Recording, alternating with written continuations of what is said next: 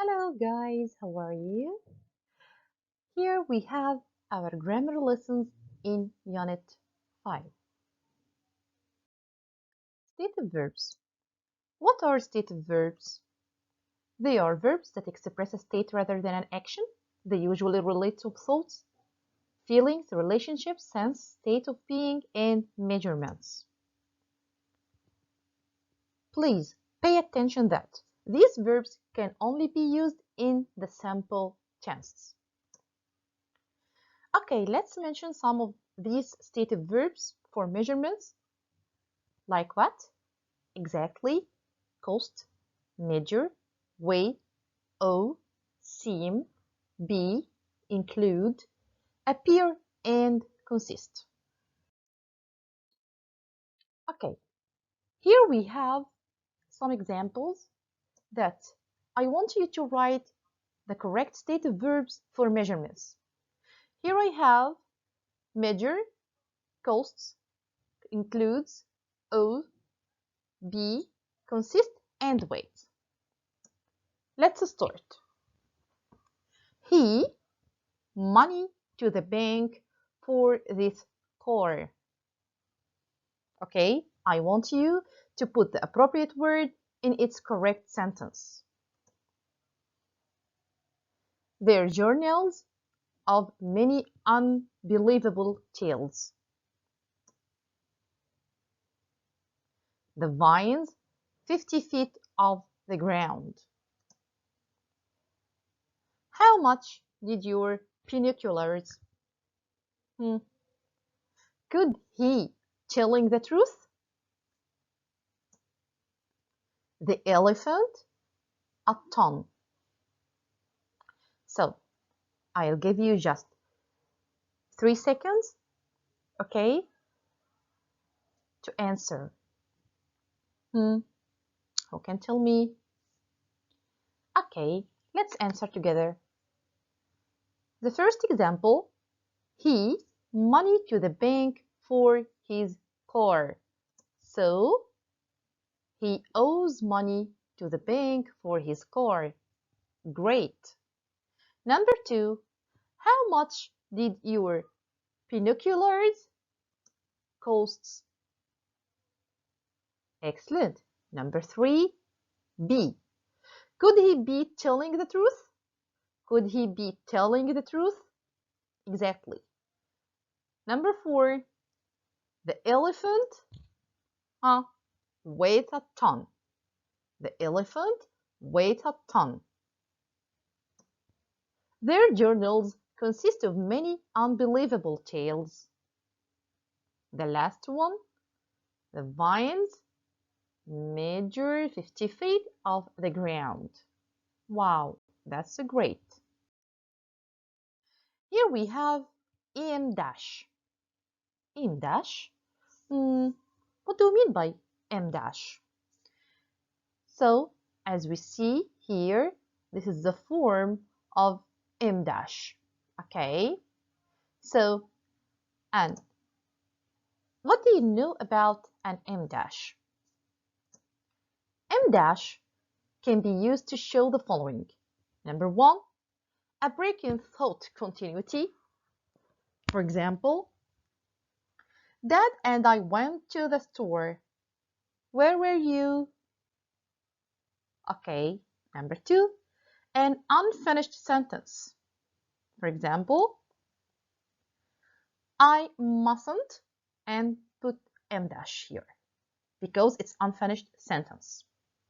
Number 3, additional information not part of the sentence. Let me see. My mom and her sister sewed my costume. Okay, so here we have additional information, but it's not part of the sentence. I want you just to give an additional information for the sentence. Number 4, and emphasize a positive. For example, Kevin, the meanest boy, hit him. The meanest boy. Okay, so I have to put em dash before and after this sentence. Emphasize the last item in a list. For example, she would take her clothes, some food, money, and her butterfly collection. Okay, let's continue. So, I want you to note that here we have hyphen, n dash, and m dash. What is the difference between hyphen, n dash, and m dash? As you see here, this is the form of hyphen, and the form of n dash, and the form of m dash. So, n dash here, I am, as I told you before, that they sound very similar, but they are used in different ways. For example, n dash here, we can use it in place of the word to, okay, after dates or times. For example, from 2001 to 2003. So here n dash, here replacing the word to. Another example, from January to March. To March. So here I used n dash instead of the word to. Okay, so it's not hyphen, it's not m dash, but it's n dash. So let's see, what about m dash? M dash here, I can use it instead of what? Comma, semicolon, brackets, colon, okay? Because it's replaced them, all of them, it's actually important. Okay, so I use them to say that this is sentence or this information is very important. Okay, for example, you are my friend, my best friend in the world. Okay, so here before my best friend and after it I have to use what exactly? M dash. Excellent. Okay, look at these examples. When John sat down for his meal, his third of the day, he noticed the table was broken. I use brackets, two brackets, okay?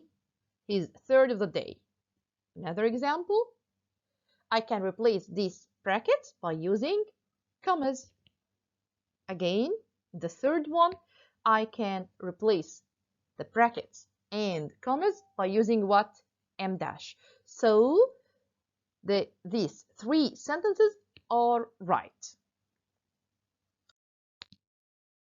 Okay, let's move to another topic.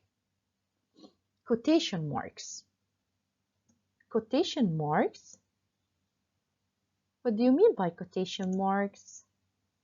Here, we use quotation marks to show exactly what someone said or wrote. Number two, I can use quotation marks here, place period inside closing quotation marks. So you can place periods inside closing quotation marks. Number three, we can place quotation or question marks and exclamation marks inside the quotation marks if they are part of the quotation. Number four, use quotation marks around titles of articles, poems, songs, short stories, and book chapters. Finally, use a comma at the beginning and or end of the person's exact word in a quotation. Let's see in our example. Look, continued Michael, hair from an elephant's ear. So hair from an elephant's ear here, this is a quotation mark about what Michael said. Okay, so this is show exactly what Michael said. Is it clear, guys? Excellent. Another topic here, we have coordinating conjunctions. coordinating conjunctions join independent clause or words in a sentence. 3 common conjunctions are, here we have and, but, or. Okay, and, but, or. What about correlative conjunctions? Correlative conjunctions here are pairs of conjunctions that work together. They join similar parts of a sentence. Correlative conjunctions like what? Either or, neither nor, not only but also, whether or, and both and.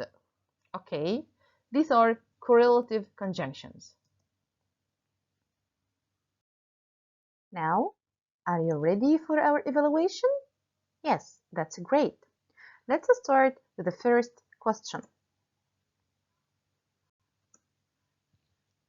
It was the biggest cave I have ever seen and full of paths. And, miss, you said before that and, but, or, the most important conjunctions. So it will be correlative conjunctions or, yeah, coordinating conjunctions, exactly. So they are coordinating conjunctions. It was the biggest cave I have ever seen and full of paths. Wow. So let's move to second question. He didn't know whether to run past the line or try to jump over the quicksand. Whether or, who can tell me? Is it coordinating conjunctions or correlative conjunctions? Wow, perfect. Yes, it's correlative conjunctions. Exactly. Great. Thank you. Thank you for listening. Love you all. I wish you all the best. Thank you and goodbye.